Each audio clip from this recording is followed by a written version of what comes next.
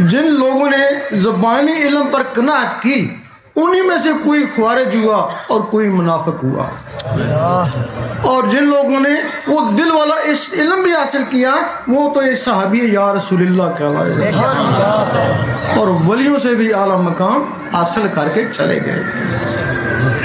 اور اس زمانے میں جن لوگوں نے ظاہری علم پہ قناعت کری وہ 72 فرقوں میں تقسیم ہو گئے، اور جن لوگوں نے وہ دل والا علم حاصل کیا وہ تو بابا فرید بن گئے۔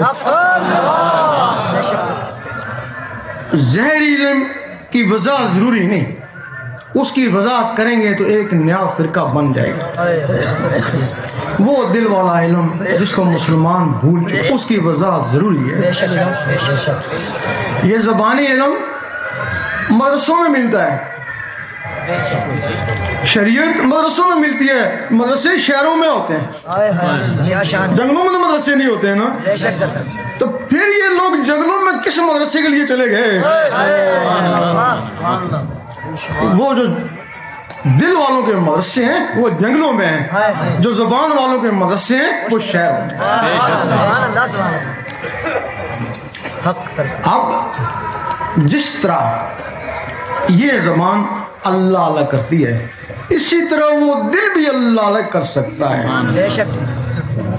لوگ کہتے ہیں ہم نے دل دیکھا ہے، گوشت کا لوتھڑا ہے، اس کی زبان ہی نہیں ہے تو وہ اللہ نے کیسے کرے گا؟ وہ کہتے ہیں یہ درویشوں کا خیال ہے۔ اگر تمہیں یقین ہو جائے کہ واقعی تمہارا دل اللہ اللہ کر سکتا ہے تو تمہیں اس کے بغیر چین ہی نہ آئے، تم کہتے ہیں نہیں یہ خیال ہے۔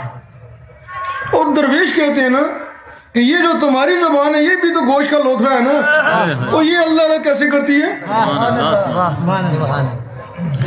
یہ دو جبڑوں کے درمیان گوشت لٹکا ہوا ہے اور وہ گوشت دو پسلیوں کے درمیان لٹکا ہوا ہے، یہ بھی گوشت اور وہ بھی۔ جب اللہ تعالیٰ نے جسم بنایا اس میں روح ڈالی، روح کی امداد کے لیے 6 اور مخلوقیں ڈالی جن کو لطائف کہتے ہیں۔ حدیث شریف میں باقاعدہ ان کے نام ہیں، قلب، روح، سری، خفی، اخفا، انا، نفس۔ کسی کا کام سوچنے کے لیے، کسی کا کام سونگنے کے لیے، کسی کا کام بولنے کے لیے، کسی کا کام چلنے کے لیے۔ وہ 7 مخلوقیں اس تمہارے جسم میں ڈال دیں، ان 7 مخلوقوں کی امداد کے لیے 9 جسے اور ڈال دیے، 16 مخلوقیں تمہارے جسم میں ڈال دیں۔ ایک مخلوق ہے جس کا نام ہے لطیفہ اخفا، وہ سینے کے درمیان میں ہے۔ جس طرح یہ جن فرشتے ہیں نا اس طرح وہ مخلوقیں ہیں جس کو سینس حواس خمسہ بولتی ہے۔ ایک مخلوق ہے جو سینے کے درمیان میں ہے، وہ مخلوق بولتی ہے اس گوشت کے لوتھڑے کے ذریعے۔ اگر کسی کی وہ مخلوق نہ ہو تو ڈاکٹر کہتے ہیں زبان تو صحیح ہے یہ بولتا کیوں نہیں ہے؟ انسانوں اور جانوروں میں ان مخلوقوں کا فرق ہے۔ اگر یہ مخلوق جانوروں میں ہوتی تو وہ بھی کچھ نہ کچھ بولتے ہیں نا، ان کے بھی گلے ہیں اور ان کے بھی زبانیں ہیں۔ اب وہ جو گوشت کا لوتھڑا دل ہے اس کو بلوانے کے لیے بھی ایک مخلوق ہے۔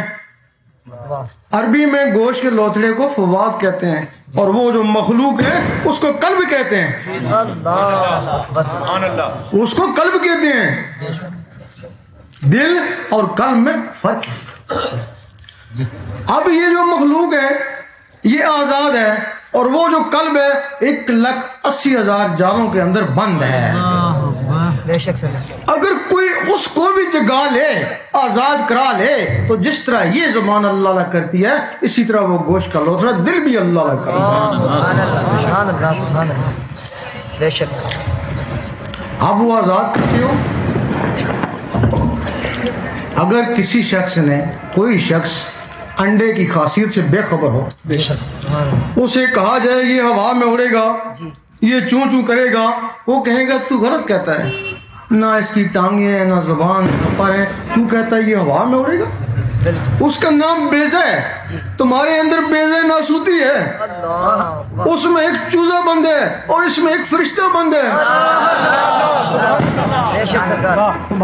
اس کو زہری گرمی کی ضرورت ہے، اس کو اللہ کی ضربوں کی ضرورت ہے، اس کو مرغی چاہیے اور اس کو مرشد چاہیے۔ مرغی کیا کرے گی؟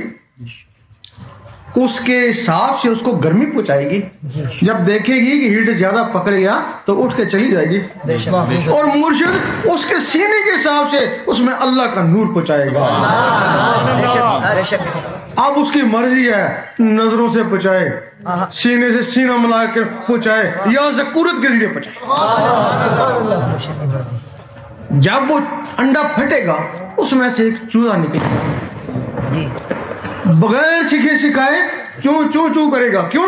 چوں چوں اس کی فطرت ہے، اور جب یہ پھٹے گا تو اس میں سے ایک فرشتہ نکلے گا اور بغیر سیکھے سکھائے اللہ اللہ اللہ کرے گا۔ اس وقت تم اللہ اللہ نہیں کرے، وہ جو تمہارے اندر چیز ہے وہ اللہ اللہ کری ہے نا، اب تم اس کے استاد ہو گئے۔ تمہاری تسبیح یہ ہے جو بازاروں میں ملتی ہے، اور اس کی جو تسبیح ہے وہ تمہارے اندر ہے، وہ جو ٹک ٹک کرتی ہے۔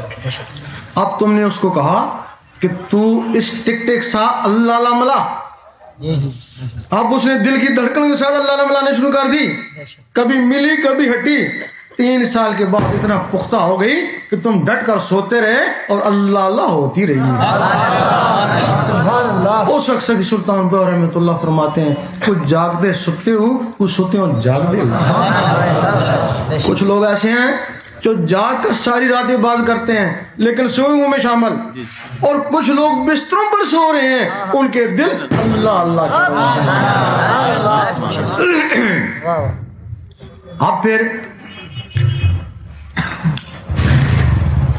کوئی بھی چیز آپس میں رگڑا کھاتی ہے، پانی ٹھنڈا ہے لیکن جب آپس میں رگڑا کھاتا ہے تو بجلی بن جاتی ہے، لوہا جب لوہے سے رگڑ کھاتا ہے تو چنگاری اٹھتی ہے، اللہ جب اللہ سے ٹکراتا ہے تو نور بنتا ہے۔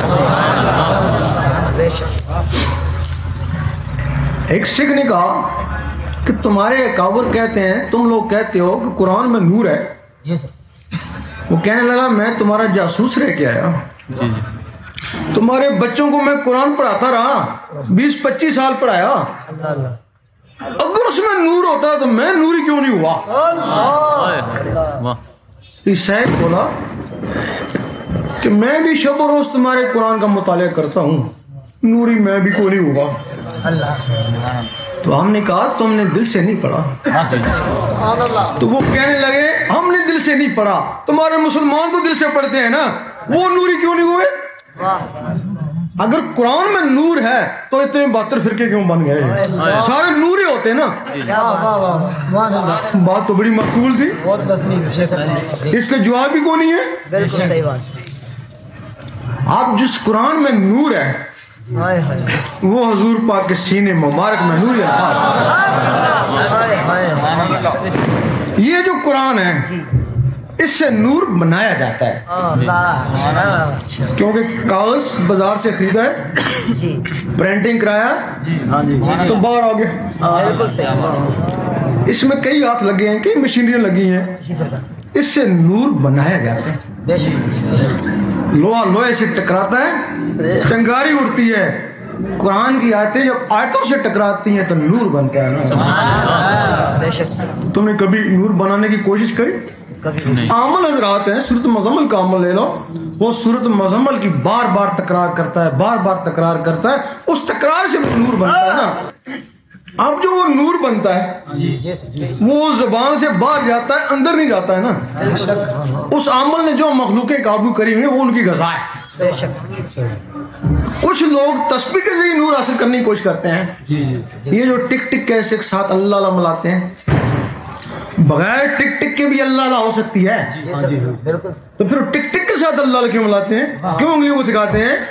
وہ اللہ کا ٹکراؤ ہوتا ہے اس ٹک ٹک کے ساتھ. جب وہ ٹکراؤ ہوتا ہے تو نور بنتا ہے، لیکن وہ نور انگلیوں میں نا اندر نہیں جاتا ہے نا، انگلیوں میں رہتا ہے نا. جب وہ تمہارے دل کی دھڑکنیں اللہ پکارنا شروع کرتی ہیں تو پھر وہ جو اندر رگڑا لگتا ہے تو وہ جو نور بنتا ہے تو وہ باہر نہیں جاتا، وہ تمہارے خون میں جاتا ہے. جب خون میں جاتا ہے تو خون سے پھر نسوں میں جاتا ہے، تو نسوں سے پھر تمہاری روحوں تک جاتا ہے. جب روحوں تک جاتا ہے تو روح بھی اللہ پکارنا شروع کر دیتی ہے. پھر تم قبر میں چلے جانا تو وہاں بھی اللہ اللہ، یوم محشر میں بھی اللہ اللہ، وہ روحیں کرتی رہیں گی نا. اب 6 مخلوقیں ایسی تھیں جو علوی تھیں، نہ نوری تھی نہ ناری تھی. ایک مخلوق جس کو نفس بولتے ہیں وہ شیطانی تھی. وہ جب اس جسم میں آئی اس وقت بلے شاہ نے فرمایا اس نفس پلیت نے پلیت کیتا اسا منڈو پلیت نہ. یہ گوشت ووش کو پلیت تھوڑی ہے، وہ جو اندر روح ہے وہ بھی پلیت کو نہیں ہے. وہ جب نفس آیا نا یہ جسم پلیت ہوا نا. اب جب تک نفس پاک نہیں ہوگا تم پاک نہیں ہوگے نا، تم پلیت ہو نا. ایک حدیث شریف میں کچھ لوگ قرآن پڑھتے ہیں، قرآن ان کے اوپر لعنت کرتا ہے. وہ جن کے نفس ہمارے ہیں، جن کے نفس کتے ہیں، وہ ناپاک ہے نا. ایک حدیث میں کہ جس گھر میں کتا ہو وہ رحمت کے فرشتے نہیں آتے. اس کتے نے کہا مجھے نہیں کہا، اس کتے کو کہا ہے. اور اس کتے کو کیوں کہا؟ وہ تو آدم علیہ السلام کی حفاظت کے لیے جنت میں بنایا گیا، آج تک وہ آدمی کی حفاظت کر رہا ہے نا. اس کا کیا قصور ہے؟ اس کو اگر گلی کے کونے میں باندھ کے آؤ گے تمہاری حفاظت کیا کرے گا؟ وہ اس کتے کو کہا جن لوگوں کے اندر یہ کتے ہیں وہاں رحمت کے فرشتے نہیں آتے.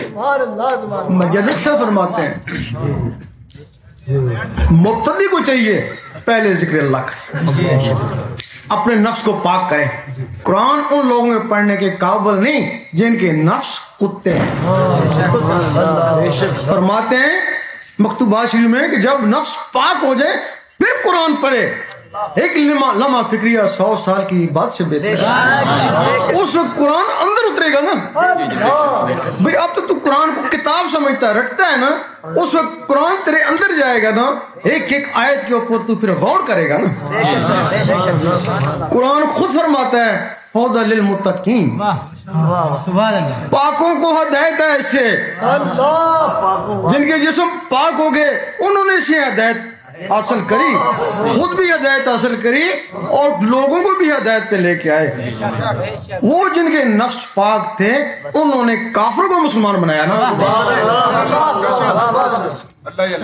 اور جن کے نفس پاک نہیں ہوئے، جن کے اندر قرآن نہیں اترا، جب انہوں نے قرآن سے تبلیغ کرنا شروع کر دی تو انہوں نے فرقے بنا دیے نا. انہوں نے